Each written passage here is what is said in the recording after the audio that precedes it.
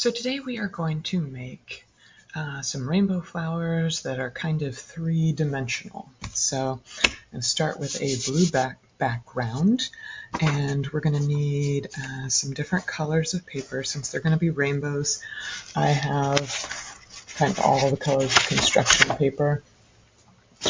Then I've got scissors and pencil and glue, and then I also have things to trace around. So these are going to help me keep my petals all the same size.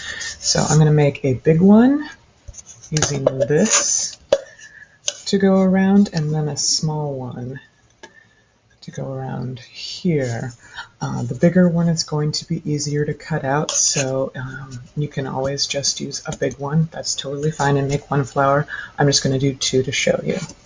Start the tracing process. So you won't need a whole piece of paper, so if you just have scraps, that's totally fine. And then I would turn your tracing item onto the paper. And this is great for working on bilateral tasks where your hands are doing two different things. So my helper hand is going to hold the cup, and my precision hand is going to be doing the tracing. So, and this is kind of a tricky idea, that keeping the pencil up against the cup the whole time, as well as this idea of shifting your hand as needed. So remind your child or student when you're doing this that they can move their hand, but to try not to move what they're tracing. And so there I have one. I'm going to do my small one at the same time. I think I'll make it super small and go around the bottom.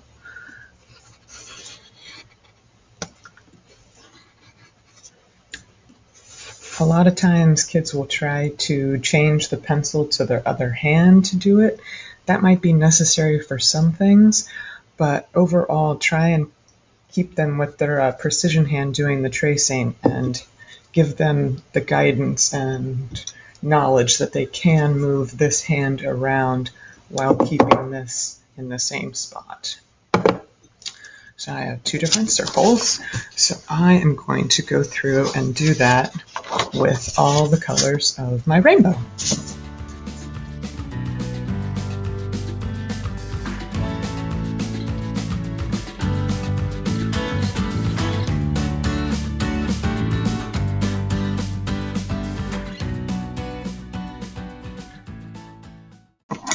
Now I'm going to cut out all of my circles, and this is great practice for cutting out smoothly on round shapes. So first what I do is I make my paper smaller. Bigger paper is harder to manage, so to make it a little easier on myself, I make it a bit smaller. And I do the same thing again by getting rid of one of my circles. And then remind your student that since it's a circle, you can kind of start anywhere, but if you're right-handed, you're going to start on the right side. If you are left-handed, you are starting on the left side. And we are cutting up. So this is kind of the trickiest part for students to realize, is that their cutting hand is only squeezing. Their helper hand is doing the hard part. He's doing all the rotating. Sometimes what I do is I just hold a student's hand right in this position, which kind of makes them realize, oh, wait a minute, I have to use this hand to make the paper turn, because that right hand, or the cutting hand, is staying in the same spot. And then, as you can also see, I am not closing my scissors all the way. I'll show you what happens if I do. So there is my large yellow circle. I'll do my small yellow circle, same idea. And if these lines are too small, you can have your student trace them, or you can trace them with a marker to make them thicker, or you can also, when you're tracing the item itself, use a marker instead of a pencil to do it. And if you want, you can use a piece of cardboard that's cut into a circle so that you don't get marker on any items that you don't want it on. But like I mentioned, you are just slowly turning that paper, because what happens if I close my scissors, then rotate, I get these points.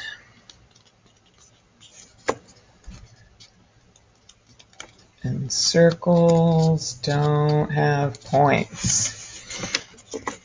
So remind your student to not close those scissors and to rotate the paper with this hand. They're not turning their arm to get around the circle. This is what a lot of students will do, is cut like this until they can't reach anymore, and then they might turn the paper around. Remind them that this is the turning hand, and their cutting hand just has to worry about squeezing and opening.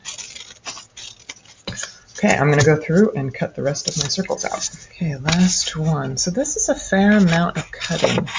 So you can take a break in between. You can do this project over multiple days. It doesn't have to be all done in one sitting.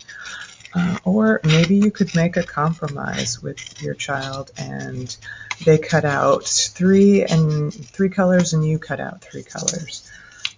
However you want to work it, because this is a lot of cutting, but it is great practice for cutting out circles and curves. Okay, so now we're going to practice folding.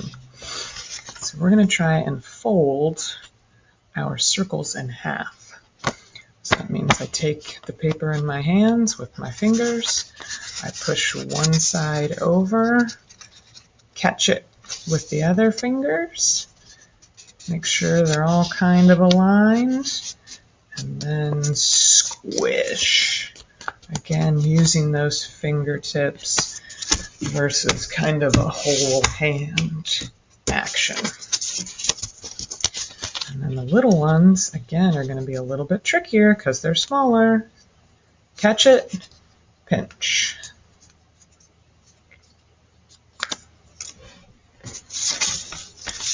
Two fingers, pushing over, catch it with your thumb, make sure the edges are touching, and then pinch with your other hand. So I'm going to finish up all these circles.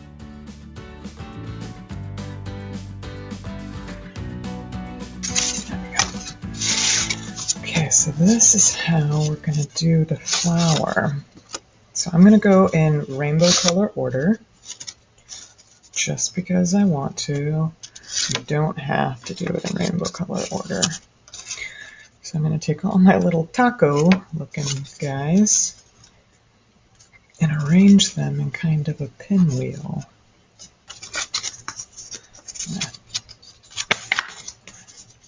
Go right in on one. Okay. And when you kind of know where they go, then I'm just going to take one up at a time to glue them on so that I don't mess up the order really. And again, this is great for kind of precision work with those fingers and only lifting up part of the item. But if that's too tricky, you can also lift it up, kind of make a circle where it used to be, and then have your child put glue inside the circle so they know where it goes. Okay, so I have my big flower done, except for a stem, of course. So let's see if I can fit my little flower on here as well.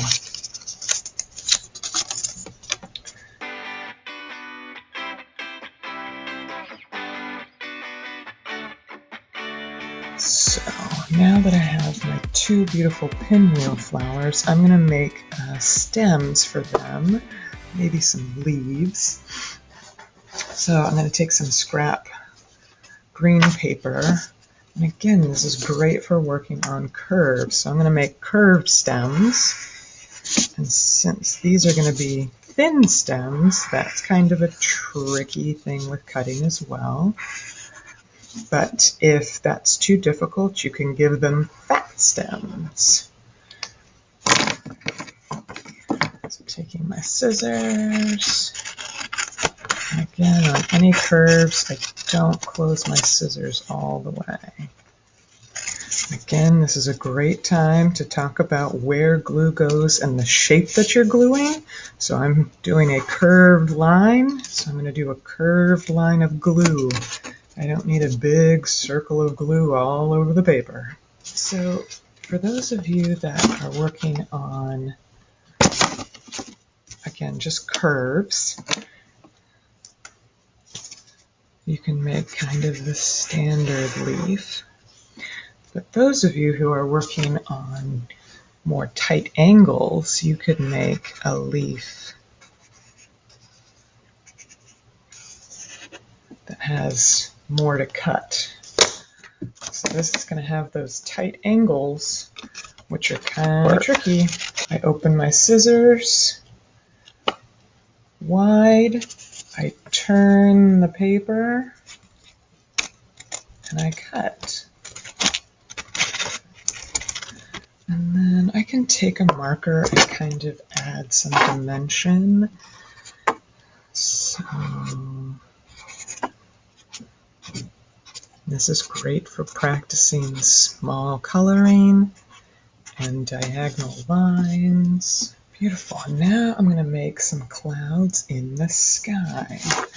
So what you can do is either make them out of white paper, or you could get a white crayon and color them in. So I might do one of each. So these are going to be pretty tiny because I made two flowers. But if you only make one flower, your clouds might be able to be a little bit bigger.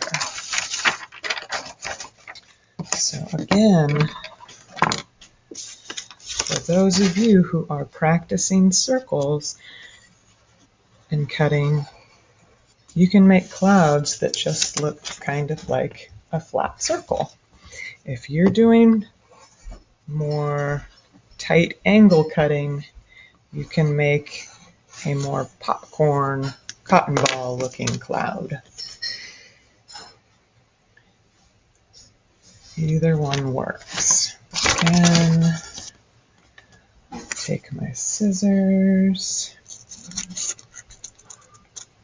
and I am turning the paper with my scissors open. Get to a corner, turn, and I have a beautiful pinwheel